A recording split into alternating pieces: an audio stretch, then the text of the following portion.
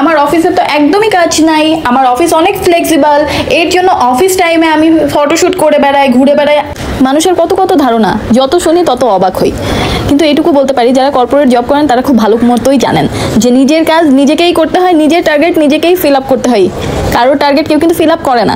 Hello, আসসালামু আলাইকুম, আমি মৌরিতা জুই। আমি অনেক দিন পরে আপনাদের মাঝে একটি ব্লগ নিয়ে আসলাম।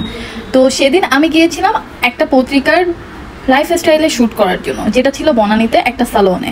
সালনটা দেখতেই পাচ্ছেন, অনেক সুন্দর। আমি এর আগেও এখানে এসেছি আর এই জায়গাটা আমার অনেক পছন্দের বলতে পারেন। তো আমি সালনে যাওয়ার কিছুক্ষণ পরে ওরা আমাকে একটা ওয়েলকাম ড্রিঙ্কস সার্ভ করলো। এরপর আমি ওয়েট করছিলাম কখন আমার মেকআপটা শুরু হবে। ওরা আমাকে একটা অ্যাপ্রন দিল। অ্যাপ্রনটা দেওয়ার পরে আমি মেকআপের বিফোর একটা ক্লিপ নিচ্ছিলাম। আমি আপুটাকে বলেছিলাম যে আমার মেকআপটা একদমই ন্যাচারাল রাখার জন্য। হ্যাঁ, এরপরে আমার বেসটা কমপ্লিট হলো। আমি আমার টোনটা চেক করছিলাম যে ক্যামেরাতে আমার টোনটা কেমন আসছে, কারণ আমার খুব একটা ব্রাইট পছন্দ না। আর এই যে আপুটা আমার মেকআপ করছিল সে খুবই ভালো ছিল, খুবই সাপোর্টিভ। এই যে মেকআপ করার পরে এরকম ছিল আমার কিছুটা মেকআপ।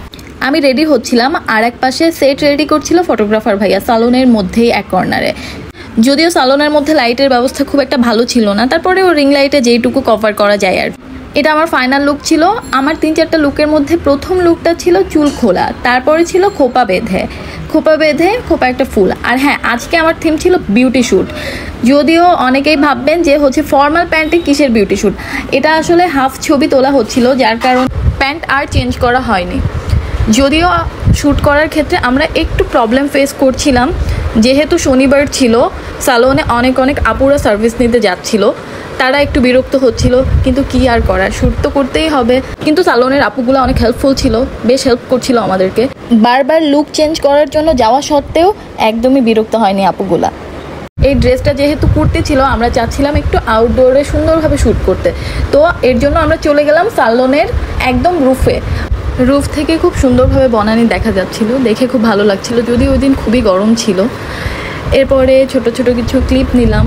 বাতাস যেহেতু অনেক বেশি ছিল, এর জন্য বারবার চুল আর ড্রেস উড়ছিল, শ্যুট করতে পারছিলাম না, একটু ঝামেলা হচ্ছিল আর কি।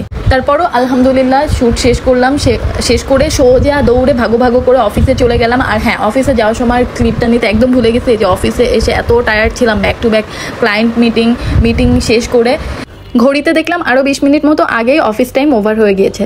এখন আর কি, বাসায় যেয়ে রেস্ট করতে হবে, তাছাড়া সুযোগ নেই।